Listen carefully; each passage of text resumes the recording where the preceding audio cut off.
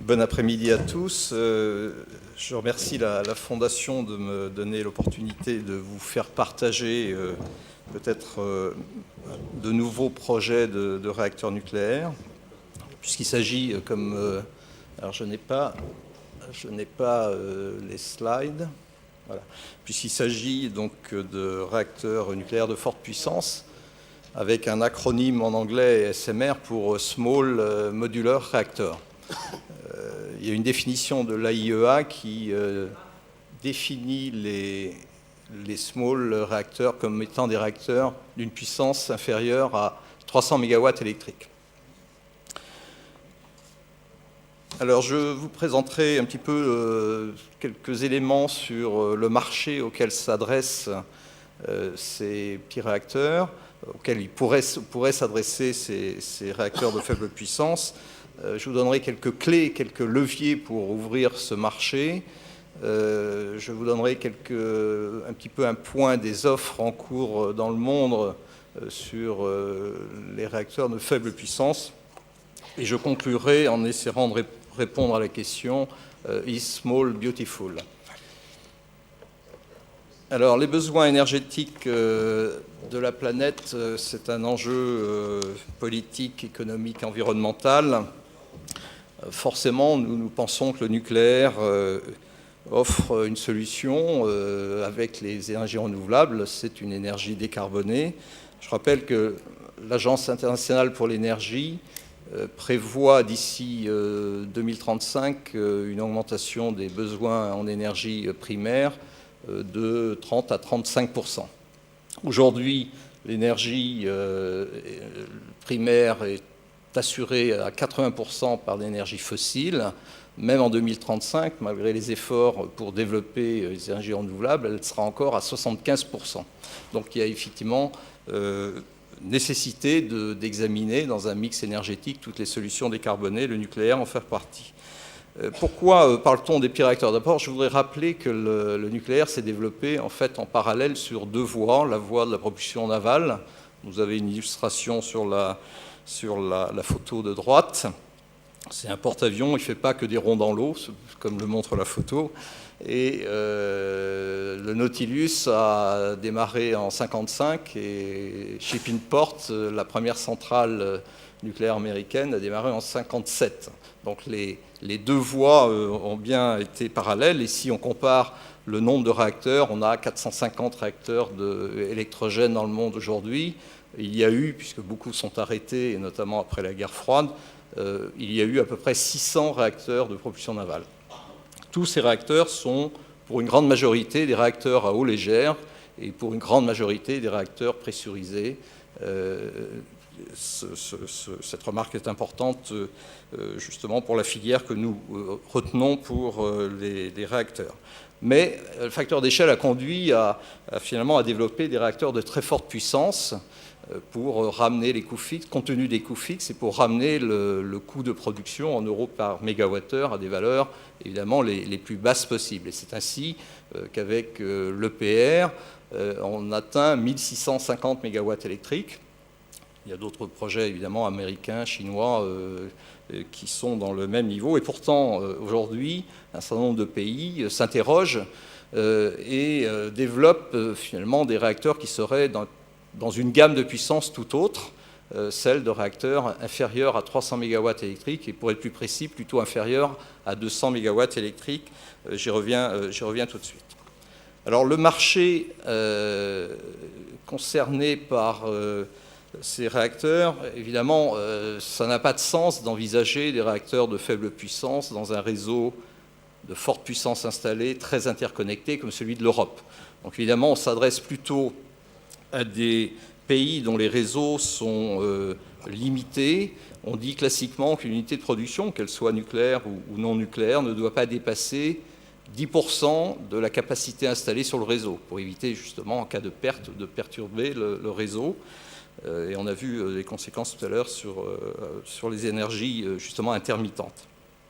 Mais ça s'adresse donc à des pays dont les réseaux sont limités en taille, mais aussi à des opérateurs ou à des pays ayant des contraintes financières et économiques. Je vais vous donner deux chiffres. Le chiffre d'affaires d'EDF, qui est le plus grand électricien nucléaire du monde, c'est en dollars l'équivalent de 80 milliards de dollars par an. Le chiffre d'affaires d'un opérateur américain, d'un opérateur moyen américain, et il n'y a pas de grand EDF aux États-Unis, mais c'est au contraire très fractionné, il est de 13 milliards de dollars. Donc, et vous connaissez l'investissement, le coût d'investissement d'un réacteur de forte puissance, d'un EPR, c'est en 8-9 milliards de dollars. Donc même pour les Américains, sauf à condition la solution, c'est de se regrouper, mais pour un opérateur dont le chiffre d'affaires est de 13 milliards, c'est compliqué d'investir dans des gros réacteurs. Et ça, cet exemple, évidemment, on peut le reproduire ailleurs dans le monde. Donc il y a un vrai problème du coût d'investissement des réacteurs de forte puissance. Donc c'est pour ça que j'insiste pour que vous reteniez que le marché auquel s'adressent ces réacteurs, ce n'est pas uniquement des réseaux faibles, mais c'est aussi des pays ou des opérateurs ayant des contraintes financières. Alors, l'intérêt de ces réacteurs est la gamme de puissance, moins de 200 MW électriques, donc l'équivalent de autour de 500-600 MW thermiques. C'est une gamme de puissance qui est très intéressante pour de la cogénération et notamment pour produire de l'eau douce, produire de la chaleur pour des process industriels. Évidemment, elle s'adresse aussi bien en cogénération pour des zones isolées. Alors, troisième application potentielle, alors je l'ai mis en italique parce que ce n'est pas pour aujourd'hui, et vous avez une photo d'un porte-conteneur de forte capacité. Aujourd'hui, les porte-conteneurs de plus grande taille emportent 18 000 boîtes équivalent 20 pieds. Ce sont des bâtiments qui font 200 000 tonnes, 400 mètres de long, et la puissance installée, si on les fait naviguer à 25 nœuds, plus les besoins pour réfrigérer un certain nombre de conteneurs, c'est l'équivalent de 100 MW électriques. Donc on est dans la même gamme de puissance que la gamme de puissance des réacteurs que j'évoquais à l'instant. Alors, il y a un certain nombre je l'ai dit, si on est allé vers des fortes puissances, évidemment, c'est pour abaisser les coûts de production. Ça veut dire que si on veut, avec ce niveau de puissance inférieur à 200 MW électriques, être compétitif, et on s'est fixé un seuil de compétitivité qui est la première clé. On s'est dit, il faut, l'énergie électrique produite par des réacteurs de faible puissance doit être inférieure aux 100 € par mégawattheure. Alors 100 €, 100 $, je veux dire, il y a 100 € par mégawattheure si on prend en compte finalement le coût du travail en Europe. Si on prend en compte le coût du travail dans d'autres pays, vous pouvez retenir 100 € ou 100 $. En tout cas, c'est bien l'ordre de grandeur que nous retenons pour être compétitifs. Je rappelle que les réacteurs de forte puissance, lorsqu'on en fabriquera quelques-uns en série, on est plutôt autour de 70 € par mégawattheure. Je parle des réacteurs de nouvelle génération, pas du parc existant.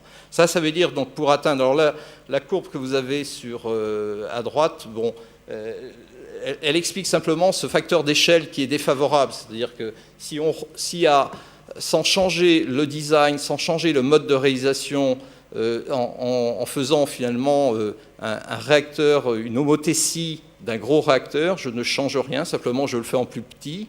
Évidemment, on a des coûts de production qui vont s'élever vers le haut. Donc tout le challenge est finalement d'identifier des facteurs qui vont contrebalancer ce facteur d'échelle qui est défavorable. Donc ça veut dire qu'il faut repenser complètement le design de ces réacteurs. Je vous montrerai dans un instant un exemple.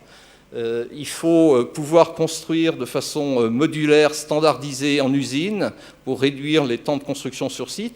Et toutes ces ruptures sont accessibles justement compte tenu de ce niveau de puissance inférieur à 200 MW électriques. Elles ne le sont pas pour des réacteurs supérieurs à 1000 MW électriques. Donc très important, c'est gagner l'équation économique, ça passe par des ruptures en design, en mode de conception, de réalisation, d'exploitation.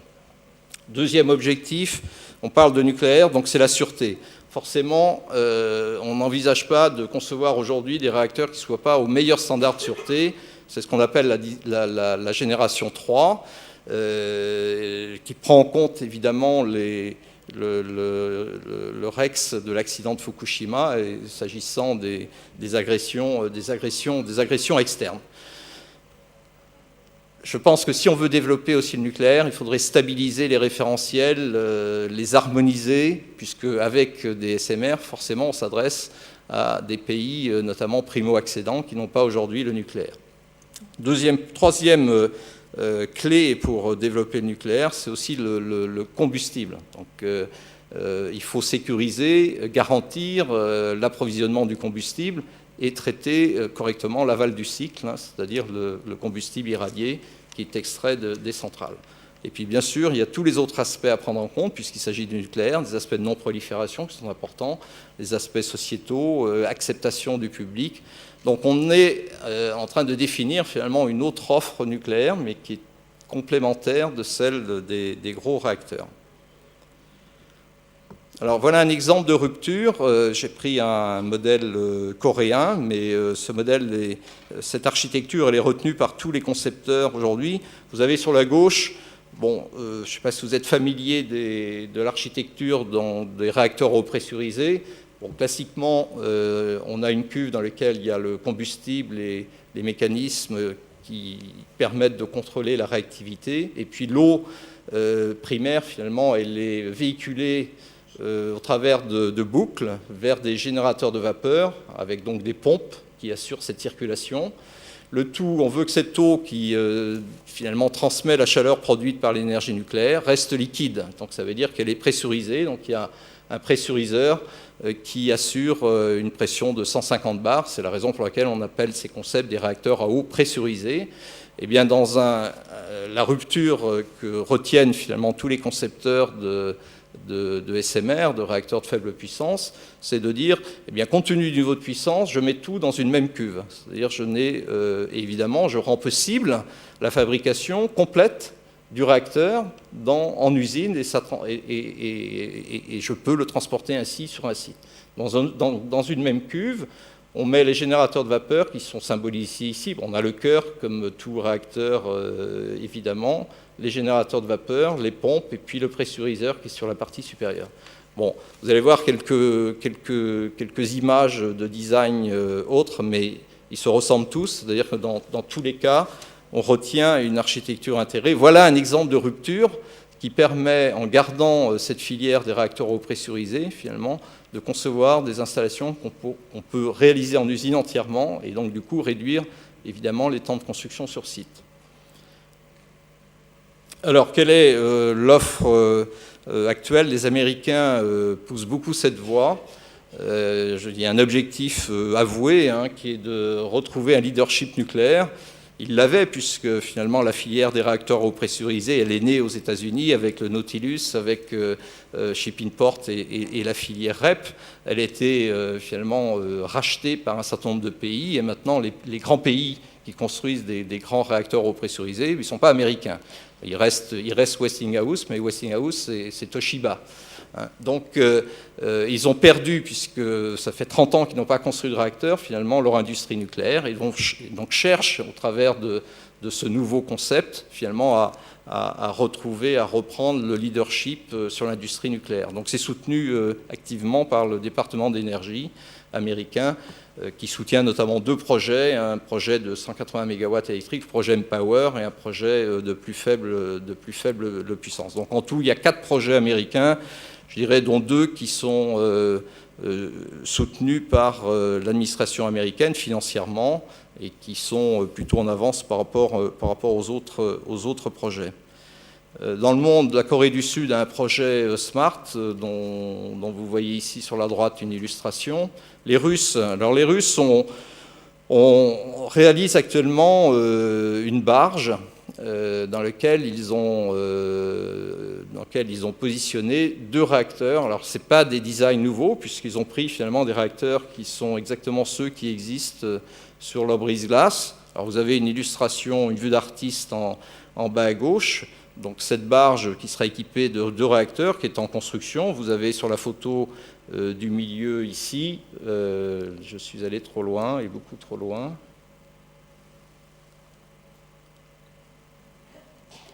Est-ce que je peux avoir un peu d'aide là-haut?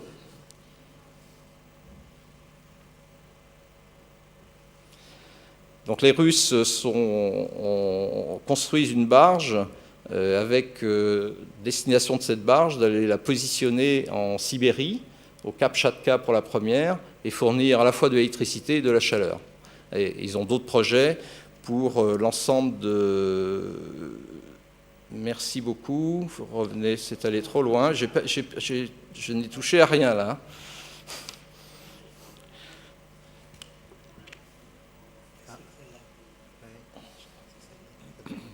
Alors avant, c'est juste l'avant-dernière, ou c'est là pour revenir. Encore en arrière.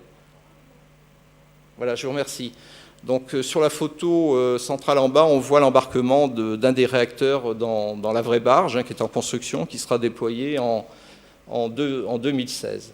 Ils ont aussi d'autres projets jusqu'à 300 MW électriques. Les Chinois ont deux projets, dont un qui est plus avancé que l'autre, le projet ACP de 100 MW électriques. L'Argentine construit un prototype de 25 MW et projette d'autres installations de 150 MW électriques. Je vais tenter de passer, ça a marché. La France donc, a créé un consortium qui réunit les acteurs du nucléaire. Vous retrouvez le CEA, Areva, EDF et DCNS. DCNS qui est la société qui construit les sous-marins, les porte-avions, et donc qui connaît bien l'intégration de petits réacteurs dans ces bâtiments. Donc j'anime ce consortium qui d'abord a eu pour objectif d'étudier la faisabilité technique et économique, et à partir d'esquisses pour nous permettre d'apprécier l'économie et les coûts de production en euros par mégawattheure. Et donc nous nous engageons vers une étude d'un réacteur dont vous voyez ici, c'est le pointeur, c'est là. Vous voyez ici une vue extérieure. Donc, vous retrouvez l'architecture intégrée que j'ai évoquée tout à l'heure. Donc, il y a des variantes. Les pompes primaires sont également horizontales, mais en partie basse. Et les mécanismes, on a une variante avec des mécanismes externes, des mécanismes internes. Donc, cet ensemble se fabrique dans les usines de Châlons, comme les cuves actuelles des gros réacteurs. Donc, on étudie une chaudière qui soit compatible d'installation terrestre. Alors ici, vous avez une vue d'artiste d'un aménagement de 4 réacteurs, puisque l'intérêt aussi des SMR, c'est qu'on peut échelonner l'investissement dans le temps et donner de la flexibilité financière. Donc là, c'est un aménagement jusqu'à 4 réacteurs dans lequel on a mutualisé un certain nombre d'installations. Ici, vous voyez la piscine d'entreposage du combustible qui est mutualisée pour 4 réacteurs. Le tout est dans un bâtiment qui est enterré. Ici, vous avez une vue de 2 nuances de gris, toute la partie qui abrite les réacteurs qui seront implantés dans des enceintes de confinement comme celle-là, également fabriquées en usine. Donc ce bâtiment est complètement enterré. On découple finalement la fonction résistance à la pression interne en cas d'accident, dont l'enceinte a ce rôle, de la fonction résistance aux chutes d'avion, aux agressions externes, qui est assurée par le bâtiment qui est placé au-dessus. Donc ça conduit à un génie civil, un ouvrage civil qui est beaucoup plus simple que faire une enceinte de confinement comme les enceintes d'EPR qui ont 2-3 enveloppes pour à la fois tenir à la pression interne d'accident et aux chutes d'avion externes. Là, on découple les fonctions, on enterre les réacteurs et on a des solutions qui sont évidemment tout est fait pour réduire les coûts, ce qui, encore une fois, est rendu possible. Ces aménagements qui, vous le voyez, sont en rupture totale par rapport aux gros réacteurs pour contrebalancer le facteur d'échelle. On étudie aussi une autre solution embarquée. Alors, c'est un peu une variante de la barge des Russes. C'est de se dire, finalement, on pourrait fabriquer une centrale complète dans un cylindre qu'on immerge sur des fonds de 50 à 100 mètres. Donc l'avantage, c'est que là, ce n'est pas le réacteur qu'on construit en usine, c'est l'ensemble de la centrale. Finalement, on construit une centrale en usine, on la transporte sur un site, on la raccorde évidemment à un poste à terre pour le contrôle, pour la commande de la centrale et puis le transfert d'énergie. Et évidemment, ce système, il faut régulièrement le désimmerger vers des installations appropriées pour changer le combustible.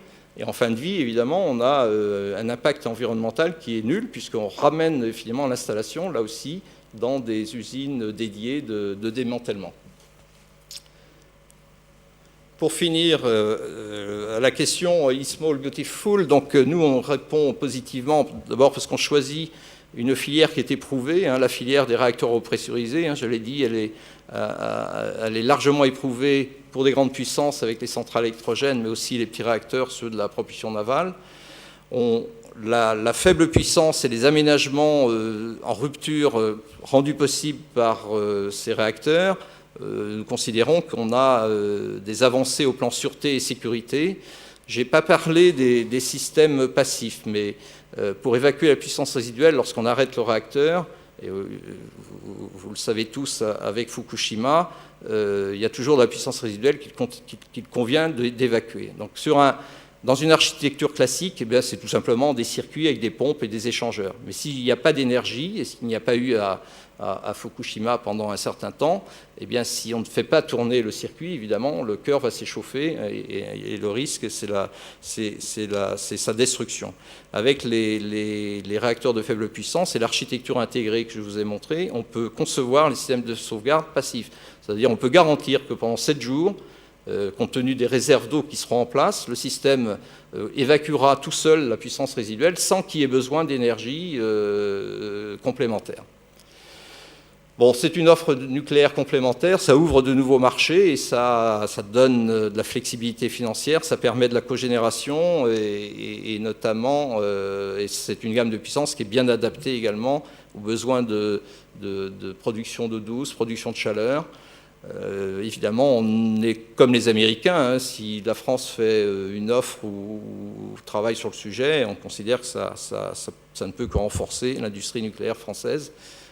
S'agissant de concepts français. Bon, reste à confirmer finalement cette compétitivité et puis à l'ouverture effective du marché. Aujourd'hui, il n'y a pas en dehors de la barge de faible puissance russe en construction, il n'y a pas de projet en cours de construction. Je vous remercie.